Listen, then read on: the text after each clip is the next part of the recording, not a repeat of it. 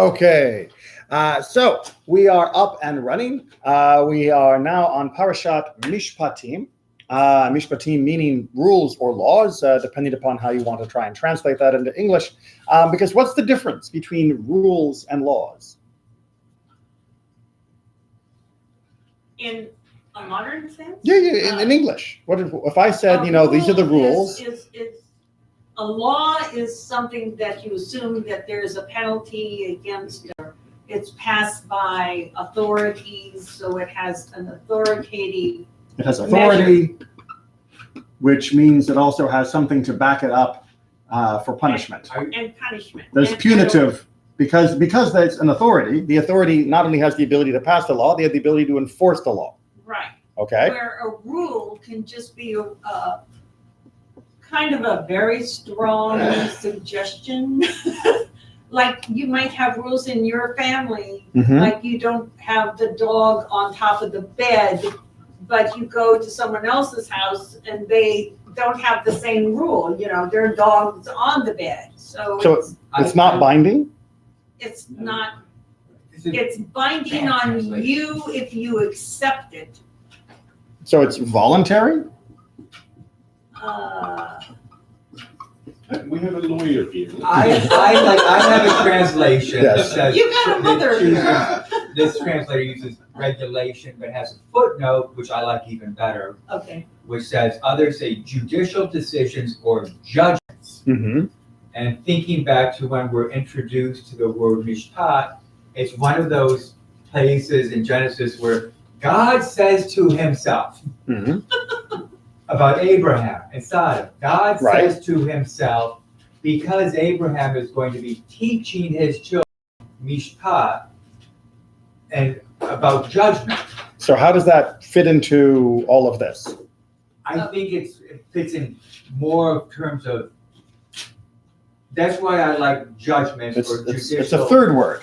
Now we got another word. Because that implies these are precedents for how you have to deal with controversies or with misdeeds. Dealing with misdeeds. So it's a precedent of actions. Precedent of actions to remedy a misdeed. There's an idea of this is how you remedy this problem. Well, how do you know it's a problem? Because there must be a law. Because people cry out and say, this isn't fair.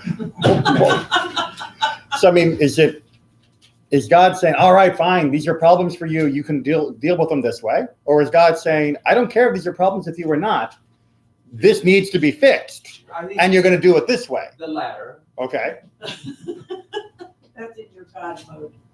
Right, that's the latter.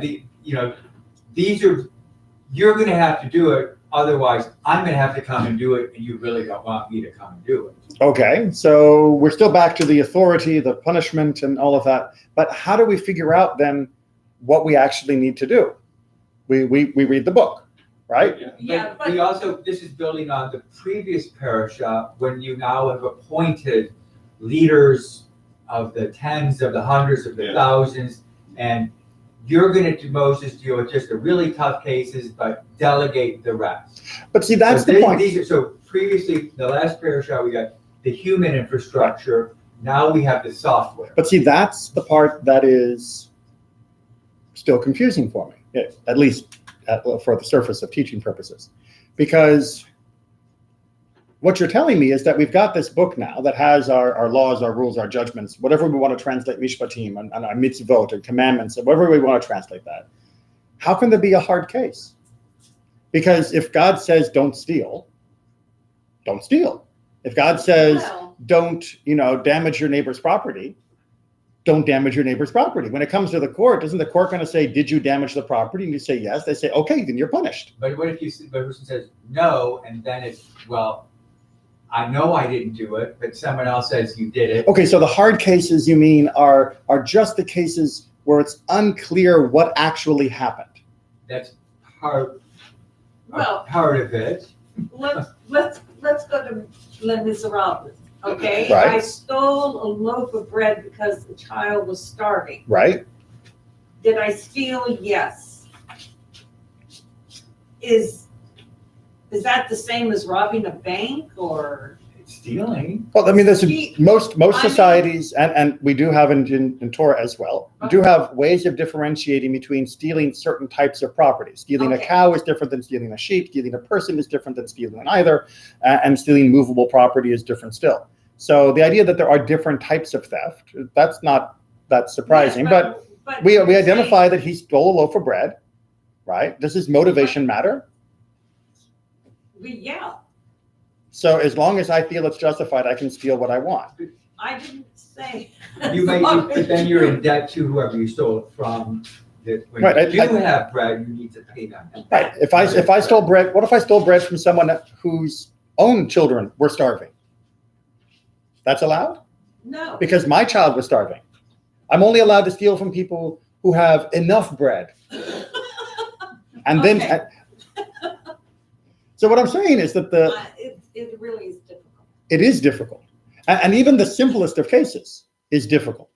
The reason why we have Mishpatim as the parasha that comes right after the Ten Commandments is to remind us that those Ten Commandments may sound simple, but they're not.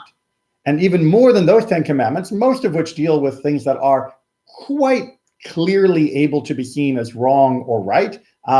Maybe not enough evidence, perhaps, but if someone murders, and I know they murdered, I can tell you murder is wrong. If someone committed adultery, and I know they committed adultery, I can tell you adultery is wrong. Someone worshipped an idol, and we know they worshipped an idol, worshiping an idol is wrong. If someone allowed their donkey to trample your crops, but it was because someone else failed to repair the fence the way they had been paid to do so, but only because the first hadn't paid them back from the last time, who's responsible? The person. Oh. Yeah. The point is, there is not a, he committed adultery, he's bad, answer to this question. And that's what Mishpatim is trying to teach us. It is trying to teach us that justice, that a society, that the commandments aren't easy, which doesn't mean they're impossible. Right? I have heard far too many people in both interfaith groups as well as online say, oh, the whole Torah is just trying to show you that it's impossible to keep God's law. No, it isn't. And if you think this is impossible, then I shudder to think of the society you will build because you thought this was hard. Right? Well, what exactly, how low do you put the bar of what is a acceptable behavior if you think this is too challenging? So we're going to look at some of the basic standards, and then we're going to look at how Judaism tries to help us see how complicated and how doable the laws are. Right? Because Judaism has had a long legal tradition of trying to understand these laws, rules, judgments, however you want to translate Mishpatim. Because it is not self-evident, right? You can't just sit, read the book, and know what to do. You can't just sit, give the book to a judge, and the judge will tell you what to do. Okay, we do have a prayer, Mm-hmm. right? The Torah prayer, where we say, we make a difference between Mishpatim, Hukat. We use many different synonyms. Yeah. Yes, we use many Okay. different synonyms for commandments, for laws, for statutes, for judgments. The Torah itself, as well as many of our prayers and other writings, will use a lot of these words somewhat interchangeably. But that's a much Okay. another of how they get used thematically is another conversation. Okay. All right, so let's pick up. We're going to look in chapter 21 of the book of Exodus. We're on page 460. Oh. And we're going to look at verse 18, which should be one of the simplest things ever. No. Were you volunteering to read? Sure. Okay. Sure. Verse 18. When men quarrel, and one strikes the other with a stone or fist, and he does not die, but has to take to his bed, if he then gets up and walks outdoors upon his staff, the assailant shall go unpunished, except that he must pay for his idleness and his cure. All right. So, what do we learn? We learned that if a person is hit with a stone or a fist and they can still get up and walk, No. More basic. What did we learn first? Don't hit people. yeah. Right? You might have thought, if you'd only been paying attention during the Ten Commandments, that I'm only not allowed to murder someone. This is also telling me I'm not allowed to harm another person at all. By extension, it's also telling me what to do if I've harmed them, and also how to tell the difference between whether it was my harm that caused them to die, or whether they just happened to die from any of the 1,000 things a person would die from, especially in the ancient world. But you're also But it's liable. also differentiating between what we would call an assault versus a battery, Right. where if I just hit you gently and you take a little stumble but you're okay, or if I knock you so hard that I break a bone. Both are quarrel, a strike, but So there's going to be a different result depending on the degree of harm caused Right. by the. Okay, so the degree of harm seems to be important, which is also something we might not have known. It could have been that a slap from a peasant to a noble would be the death penalty. Right. Well, and lo and behold, in many cultures around the world for many thousands of years, that was exactly true, right? If a peasant had spit at a knight, the knight would be legally allowed to slaughter the peasant. And on the other hand, if a knight had beaten the peasant, he would face no legal repercussions whatsoever. Right. So the idea, first of all, that we have, if you got two people fighting, that there's a problem here, and that there's going to be compensation proportional to the damage, is something that we are already seeing just embedded in this simple verse, or verses. Mm-hmm. We're following so far how this works, right? That this is not just what you might think on the surface. There are layers and layers and layers that are embedded within this type of language. Also, the kind of interesting, like you were saying, assault and battery, is that, I'm looking to hear that if he can't go to work, mm-hmm. then you have to pay for his idleness. Mm-hmm. It's not just the damage I did to him. It's the damage I did to his livelihood. His loss of income plus the medical bills. Right. Well, and the medical bills also is considered to be insightful, because there are many, unfortunately, in this day and age who still argue that who does all the healing? God. If God does all the healing, then why should I pay for your doctor bills? Right? If you're choosing to subvert God's healing by going to a doctor, why should I be on the hook for that? If you are righteous and God wants you to be better, then you should get better for free, and I, the assailant, should not be charged. That's Christian science. Well, yes, and indeed, this line is one of the places where Judaism anchors that you have an obligation to seek medical attention when available. And it's your responsibility. I mean, well, and in this particular case where you've caused the damage, it's definitely your responsibility to do so. But even if it's just you, right? You sitting alone and all of a sudden, you trip, you break your leg. You can't sit back and just say, God, please heal my leg, and wait 3 weeks for it to get better. Yeah. You must seek medical attention where medical attention is available. All right, so let's see if we can go past 2 verses. Onward. When a man strikes his slave, male or female, with a rod, and he dies there and then, he must be avenged. Meaning the killing of your slave is a capital crime. Right. Right. But if he survives a day or two, he is not to be avenged, since he is the other's property. Not exactly something we like to hear about in the modern world, but this is already a stricter standard for how someone would relate to their slave servant than was found in the United States all the way up until 1860. Because up until 1860, if you killed your own slave, what punishment was there from the authorities? None. Of course not, because he is, quote, your property. So how do we justify in this particular case that there is still a capital offense for the murder of your slave, but not for the beating of your slave? Because if you can't beat your slave, how are you going to make him slave? Right? So they have a certain violence built into the system that is permitted, but they are uncomfortable with that. Right? The Torah is uncomfortable with the violence built into compelling another person to work. So they put a cap on that violence, but they do continue to allow, because otherwise slavery would become, well, it would no longer exist. And as I think we've talked about before, I think pretty sure with this group, in the ancient world, slavery was often a form of of welfare. That you couldn't actually afford to give anyone food or money just free, but you could trade in advance food, livelihood, lodging, etc., for their indentured servitude for a very, very long time. That was the Jewish slaves. For the Jewish slaves, exactly. But even for the non-Jewish slaves, there was an idea that it was this or murder. Right? It was this or the killing of the people that were taken in combat. And so the idea was that, yes, they would still be work, but how do you make them work? And the question then became, if there's no way for me to make them work, then I might as well just kill them. Or I might as well just leave them to starve to death, because if I take them on and then they're not going to work, well, now I'm forced to pay, forced to give them food, forced to give them shelter, and it's another mouth to feed that I can't afford. Now me and my family are also going to go bankrupt and starve to death. So it was an unfortunate compromise of the economic situation of the day, and it's also one of the reasons why eventually Judaism got rid of the whole notion of slavery within our law system, because ultimately it doesn't work well.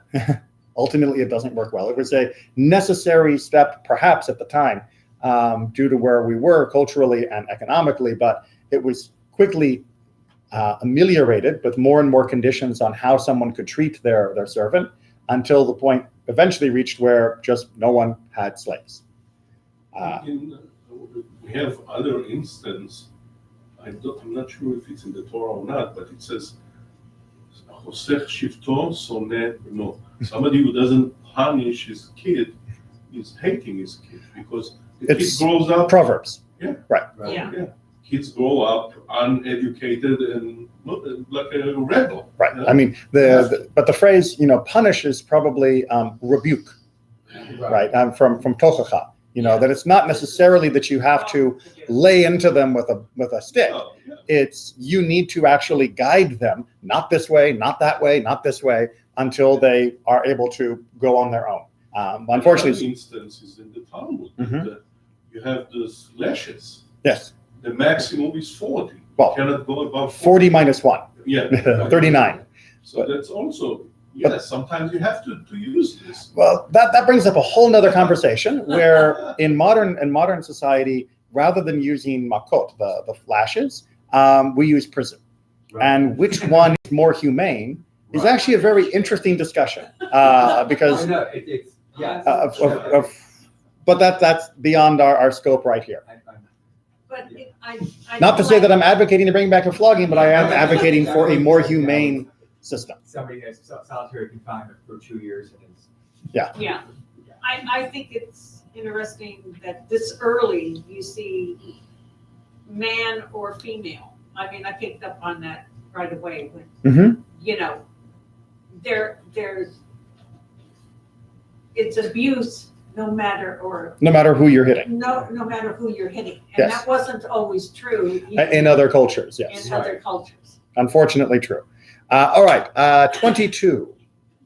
When men fight and one of them pushes a pregnant woman and a miscarriage results, but no other damage ensues, the one responsible shall be fined according to as the woman's husband may exact from him, the payment to be based on reckoning. But if other damage ensues, the penalty shall be life for life, eye for eye, tooth for tooth, hand for hand, foot for foot, burn for burn, wound for wound, bruise for bruise. Okay, so this is a often mistranslated and debated section. We did do a whole class on this in previous years. I can't remember exactly which number it was, but go back through the archives, you'll find it. If you can't find it, let me know. I'll send you the source sheet. The basic issue is that this is, by every possible good interpretation of this passage, talking about a case where two guys are fighting and they inadvertently cause the loss of a pregnancy in a woman who is a third party to the fight, or near the fight even, if it's just a complete accident, and a miscarriage results. If the miscarriage results, then there will be a monetary damage for the loss of that pregnancy, but no other damage takes place. No other penalty is placed because it wasn't a child, it was a miscarriage. However, if the woman is damaged more extensively than that, then eye for eye, life for life, tooth for tooth, et cetera, et cetera, et cetera. Right? That make sense? It's proportionate.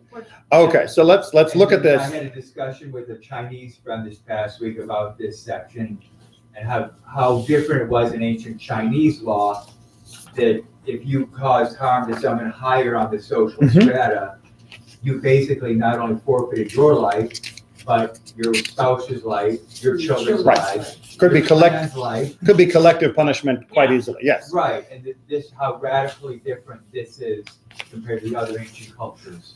Well, and modern cultures. I mean, let's be Yeah. fair. There are Yeah. still billions of people who live in systems where the actions of an individual will be held against their family or larger community. Yeah. And we also still live in a system, even within our own country, where the actions of a person who can afford better legal representation will often be excused if it happened against a person who cannot afford better legal representation. So the law may be blind, but unfortunately, the way that court systems work out, it's not always justice that is blind.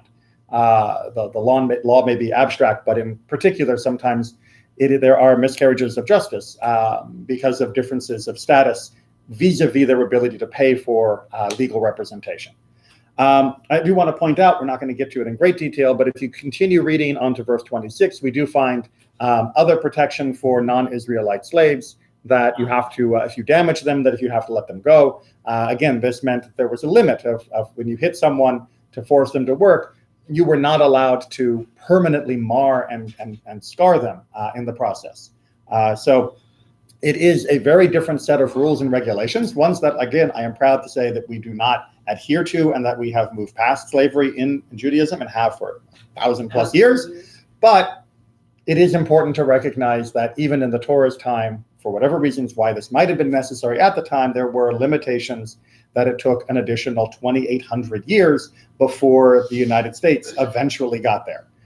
So, yes, it may not be the pinnacle of where we want it to be. We've definitely gotten higher, but it's a pinnacle beyond what a lot of other people had reached at a much later date. So let's take a look, though, at how we unpack this, because that's really what we're doing, is we're reading a verse, we're looking at the wording of the verse, and then we're trying to unpack it and apply it to a structure. This is what is known as Torah Sheba'al Peh. This is what's known as the oral Torah. Now, it's the oral Torah because Judaism believes that when God gave the Torah to the Israelites, God didn't just say, here's a book, see ya, right? When you guys die and you get to the next world, I'll let you know how you did. And we're just supposed to figure it out from the book by ourselves. Anybody here ever take an algebra class? Would anybody here have preferred if the teacher had just given you the book and said, I'll see you at the end of the semester for a final? Depending upon your relationship with the teacher, maybe, or the other students in the class. But do you think you would have done as well on the test if you had had no teacher? Nobody to actually say, okay, turn to page 5. Now you see this example, how it's explaining? Now what this means is, and let me give you an illustration. Let me give you the background. Do you think that's actually helpful when you learn something? Absolutely. Of course. Absolutely.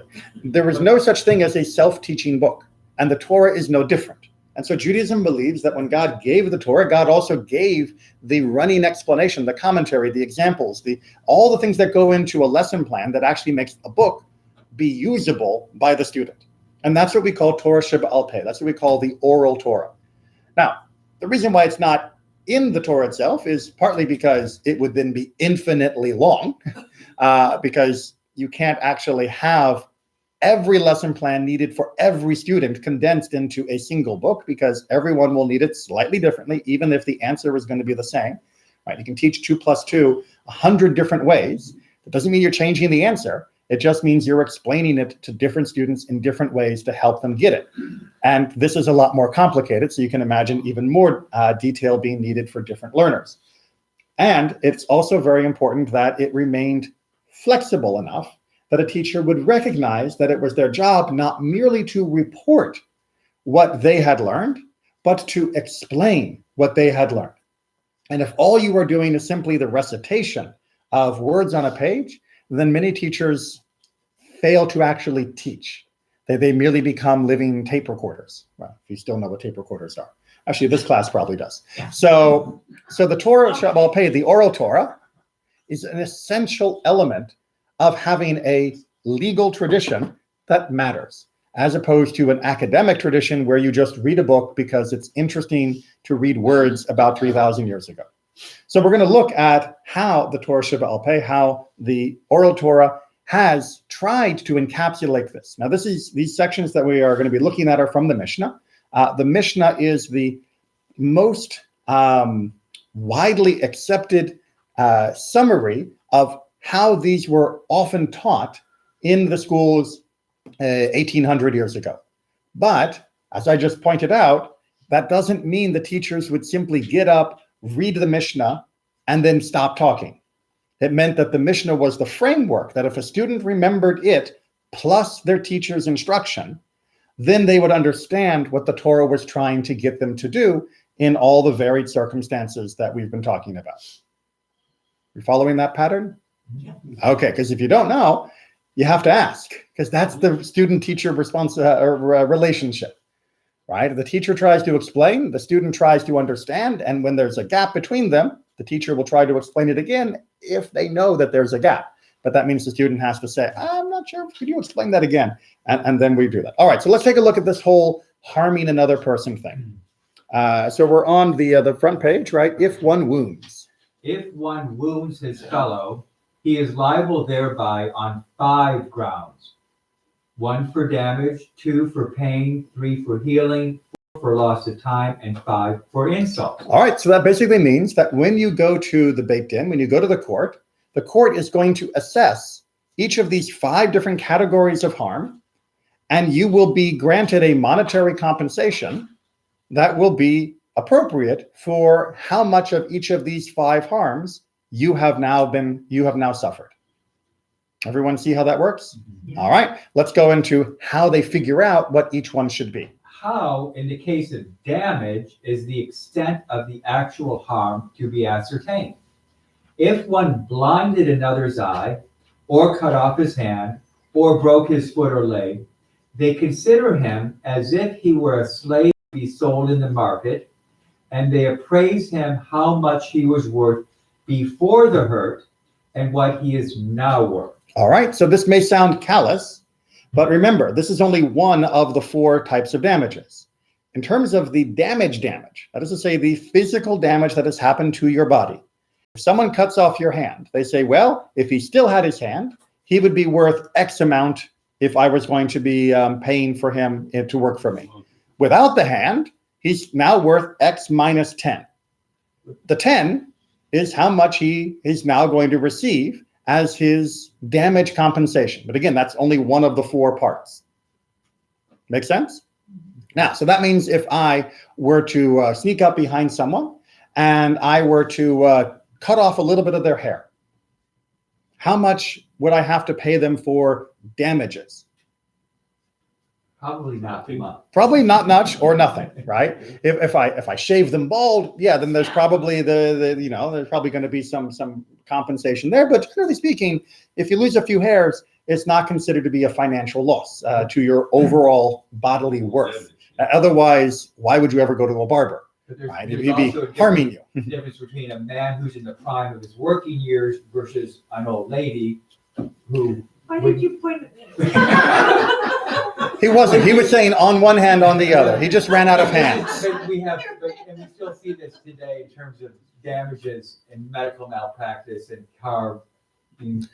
Right. But notice this is the damage relative to you.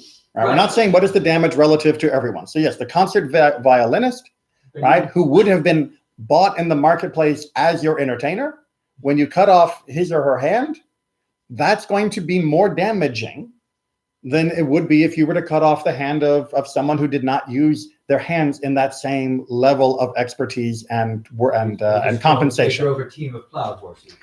Right, or they're a writer, so they can write with one hand just as well as they could write with 2 hands. So that would be a judge's, the court's determination. All right, part 2. Pain, the indemnity is assessed thus. If one burns a person, even if merely on his fingernail where it produces no wound, which would mean category 1, you're getting zip.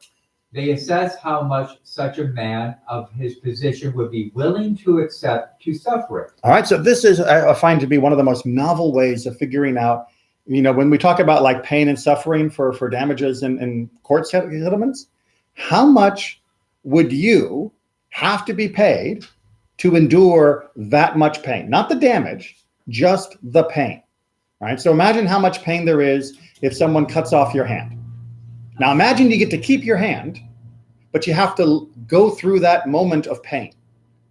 How much would I have to pay you to go through that moment of pain? That's what they're talking about. They're not talking about the damage, that's category 1. It's just the pure suffering of enduring the act that was done to you. Okay, so the pain, like people are coming back from war with. Well, here we're talking about like individual violence to one another. This is getting into more complicated issues of what compensation do we give to someone who comes back with PTSD. That's much more complicated, and also we have to then decide whether or not the person who's paying would be the one responsible. I mean, if you say the government's paying, but is the government actually the cause of that, or is it the enemy that's the cause of that? So that gets much more complicated. Okay. We're going to try and keep it simple-ish, but you are beginning to see how this does affect how we treat other problems in society. But let's deal with just the most basic ones. So that would be how you do it. So if someone says, okay, how much would I have to pay you to suffer the pain of someone taking a hot nail and pressing it against your fingernail for 3 seconds? Yeah, I'm not going to have to pay me $1 million for that. And then it's not free. I'm not going to be happy to just sit there and be pained, just for your pleasure. But it's not going to be $1 million for that. On the other hand, how much would I have to pay you to suffer what it would be like to have your eye put out with a hot poker? You'd really have to pay me a lot before I would suffer that pain. Especially, again, I wouldn't actually lose the eye. It would just be me imagining the pain, and then how much you'd have to pay me to have that pain. It would be a very, very high number. And that would be then added to whatever the damage number is. All right, so we're 2 out of 5. Is this just physical pain or just emotional pain? This is really mostly just talking about physical pain. The emotional trauma is mostly concluded in the final section. For healing, if one struck another, he must heal him by paying for all the necessaries entailed. If ulcers appear on him, then if they be formed in consequence of the blow, he is liable. But if not by reason of the blow, he is exempt.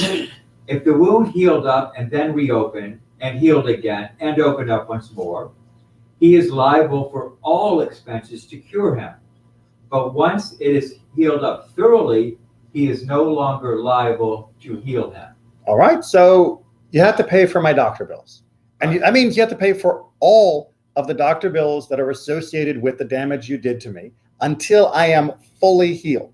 Just because I'm back on my feet doesn't mean that I'm fully healed, because if this continues to be a problem that is plaguing over and over and over again and it's never been properly healed, you're on the hook for that forever. Right? If what you did to me can never be healed, then you're going to be paying for my treatment forever.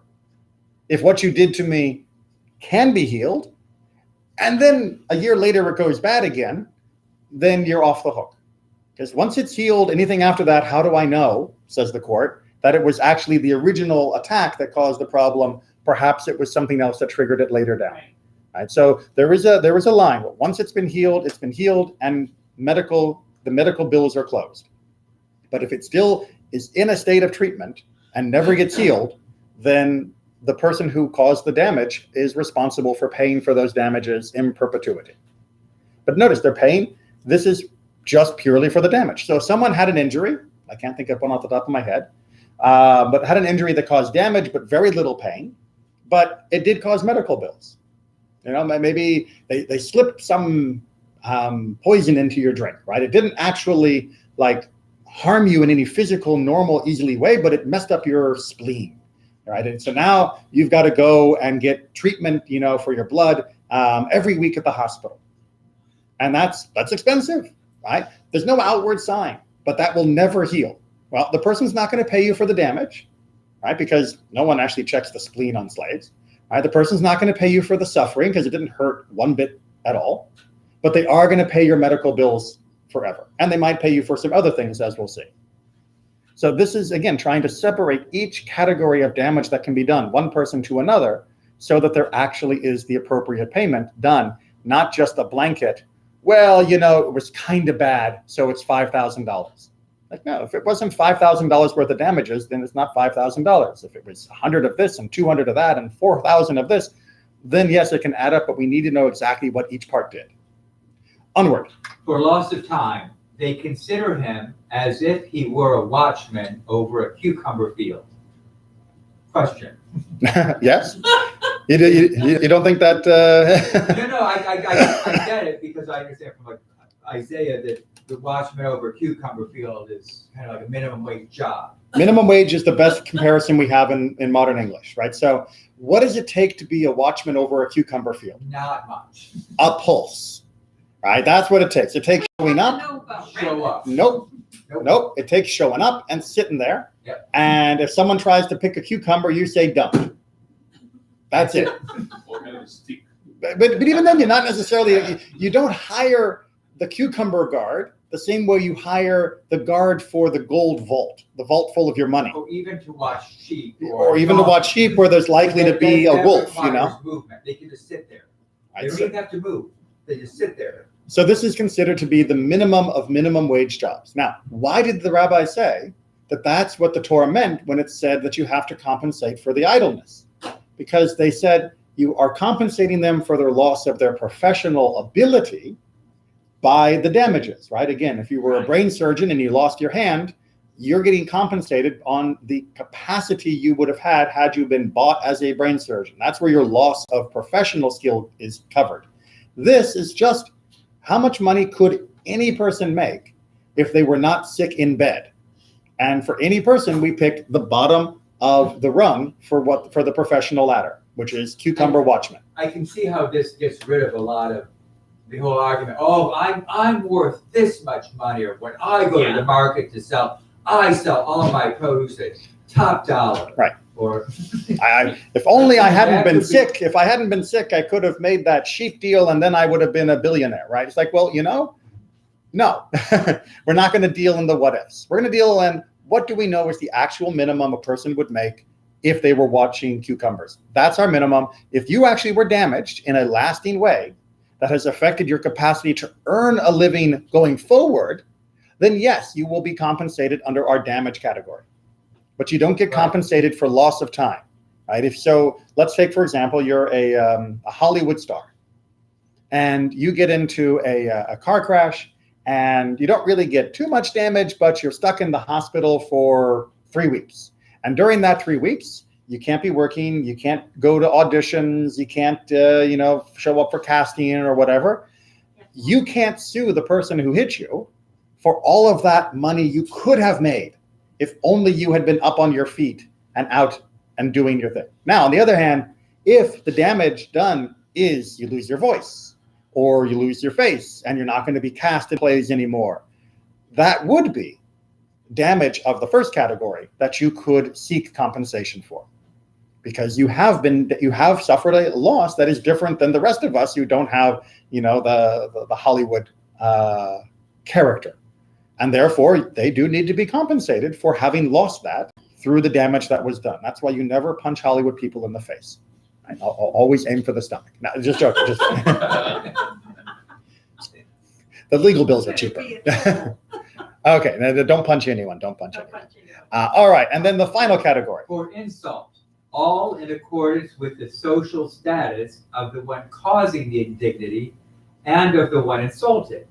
If one insults a naked person, or insults a blind person, or inflicts indignity on a sleeping person, he is liable. But if a sleeping person causes an indignity, he is not liable. Wait a minute.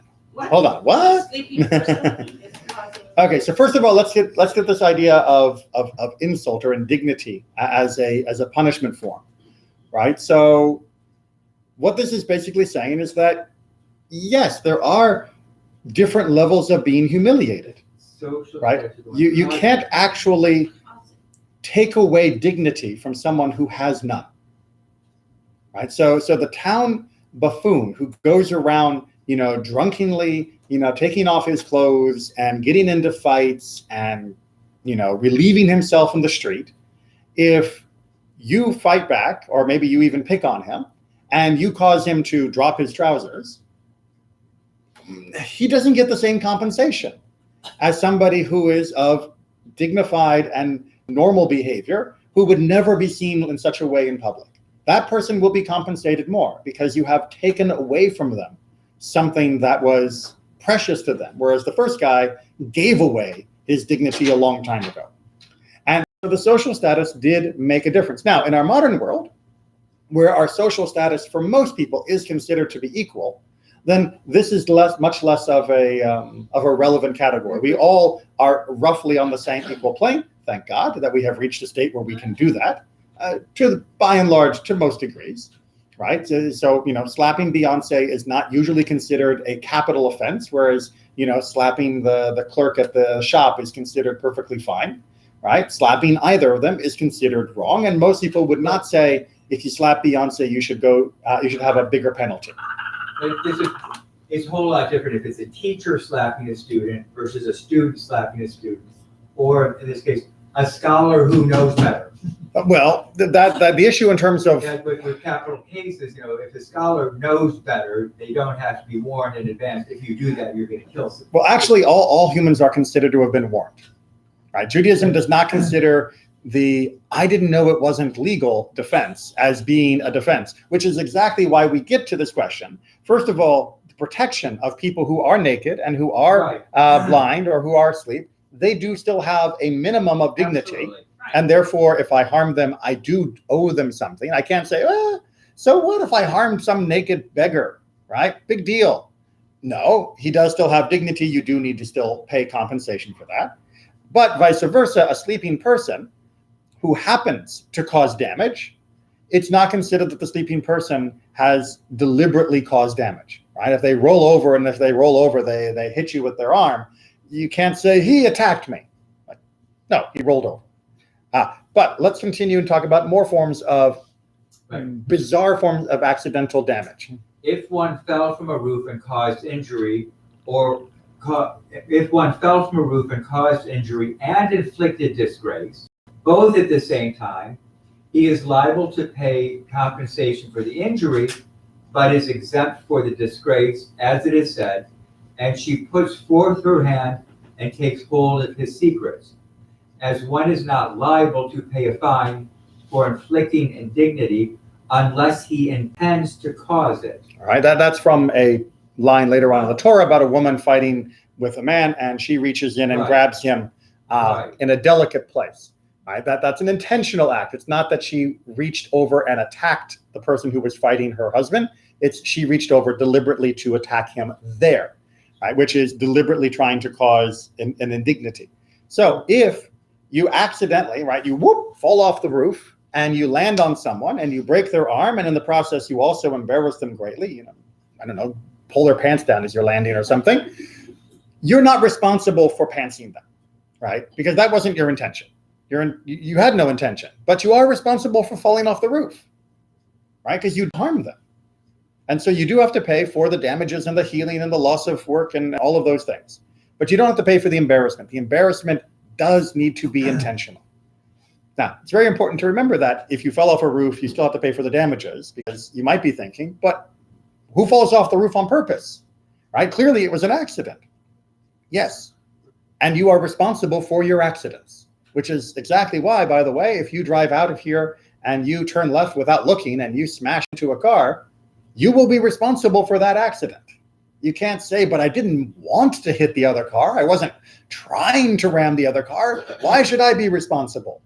You should be responsible because it was you that did it, even if you didn't want to.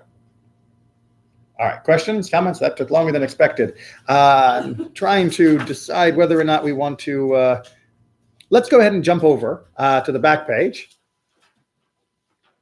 In the middle, it's more of a discussion about whether or not someone actually has dignity or doesn't have dignity if they're willing to give it up for a little reason. So we're gonna pick up in the middle. Also, this is from Bava Kama and the Mishnah about the 4 principal causes of damage. These are 4 different ways you could hurt someone else's property. The 4 principal causes of damage are the ox, the pit, the tooth, and the outbreak of fire. Which are all different categories that are mentioned in Mishpatim. We didn't have a chance to get through the Torah because technology was being annoying, and so it took me longer to get a class going. So 4 different ways that the Torah talks about you having something that causes damage to another person's property. We already talked about you causing damage to them physically. Now we're talking about damage to their property. The case of the ox is not like that of the tooth, and the case of the tooth is not like that of the ox. Nor are the cases of both, which are living things, like that of fire, which is inanimate, nor are the cases of these whose manner is to go forth and do damage, like that of the pit, whose way is not to go forth and do damage. Okay, did you follow all that? Yeah. Okay, so what it's trying to say is that there's a reason why there are 4 categories, is because there is something unique about all 4. Now, some of them can be categorized together. For example, the ox, the pit, and the tooth, the ox, the fire, and the tooth, those all can travel, right? Tooth being like an animal eating something, right? So those all can move from place to place, whereas your pit does not go around looking for people to drop into it. So those 3 have something in common. The pit is different. On the other hand, the ox and the tooth, those are living things, which is a different type of responsibility than things that are not alive, like fire and a pit. And so too, all of these require their own rulings, which, lo and behold, the Torah gives us, right? The Torah didn't accidentally decide to tell us about an ox, a pit, a tooth, and fire just because it was looking for random examples of things that might cause damage. The Torah very selectively gave us an example of an animal that runs off and smashes into another animal, of an animal that goes and eats something from someone else's property, of a pit that something fell into, or of a fire of yours that got out of control, because each one of those teaches us something very, very specific. And this is just the beginning of it. I should point out that there are many chapters that describe all of the implications of the differences between these, and we do not have time. You're welcome to go back and watch my class on Mishnah for Bava Kama, or read it yourself with a commentary. The common feature in all these cases is their way to do injury, and the care of them devolves upon you. And if one of them caused damage, the one that caused the damage must pay compensation with the choicest of his land. That just means you have to actually pay using the best of your resources. A lot of people didn't have just ready cash, and they would transfer land as a form of payment. And you don't get the transfer like your yuck land at the back 40. You have to transfer something that was worthwhile. Right. So the notion here is that you're responsible for what your stuff does. Right? The whole first section we looked at, you're responsible for what you do. You're also responsible for your stuff. So if I park my car on a hill and I don't put the parking brake on, and the car, comes out of gear and it rolls down the hill and it smashes into someone's house, I'm going to be paying for their house because my stuff hurt their stuff. Now, if it was a defective car, then Mazda's going to be paying. But the point would be that whoever was responsible for the stuff doing what it did is responsible to pay damages. You can't just say, hey, I didn't do it. It's just my stuff. Yeah, you are responsible for you and your stuff. Make sense? Okay, more people looked after their stuff and themselves. Think what this world would be. And that's going to just give us the final reminder here in the middle on a human being. A human being is always accounted as warned, whether he causes damage inadvertently or wantonly, or whether when awake or asleep. If one blinded the eye of his fellow or broke his vessels, he must pay full damages. Okay, so yes, intention does matter when it comes to an insult or indignity that you might be causing to another person. if you deliberately run up and attack them in a way that is designed to humiliate, there will be additional penalties for doing that. But even if you're just walking down the street and you trip and you smash into someone and you knock out their eye, you don't get to say, I don't have to pay as much as the guy who came up and did it on purpose. The guy who came up and did it on purpose, he may get additional civil criminal punishments from the state for what he or she did. But in terms of the damage costs that I owe you for what I did to you, that remains the same. Right? I hurt you, whether I tried or whether I didn't, whether it was by accident or not, whether even I was just asleep and rolled out of the top bunk and fell down and crushed your foot. I'm going to pay you the same amount whether I was doing it on purpose or not, because I damaged you. I am responsible. I am considered to be warned. Now, this is a term that's used for animals in the Torah, that there are certain animals that are warned and certain animals that are not warned. And warned animal is like an ox that got out last week and killed someone else's goat. Yeah. And now I put it back in my pen. If it gets out again, there is a different punishment for me and the ox than it was before, because that ox, we now know, can be dangerous. Well, guess what, humans? We're all dangerous. And we all know that we can be dangerous. Right? We can be one of the most dangerous animals on the planet. And that means we are responsible for protecting ourselves from causing danger. Not just responsible for protecting ourselves from danger. And it's not just, hey, there are a lot of crazy people out there. I need to, make sure they don't hurt me.